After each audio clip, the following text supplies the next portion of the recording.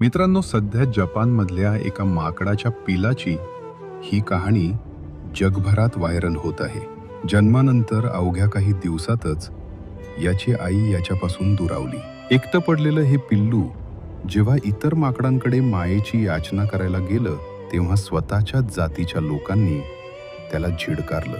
कधी कधी निसर्गाचे खेळ पाहून असं वाटतं की नशिबाचे तडाखे फक्त माणसांनाच नाही, तर या अबोल जीवांनाही तितकेच सोसावे लागतात. ज्या वयात आईच्या कुशीत ऊब मिळायला हवी होती, ज्या वयात आईच्या पाठीवर बसून झाडाझुडपात बागडायला हवं होतं, त्या वयात हे पिल्लू एका निर्जीव खेळण्याला आपली आई समजून बिलगलंय.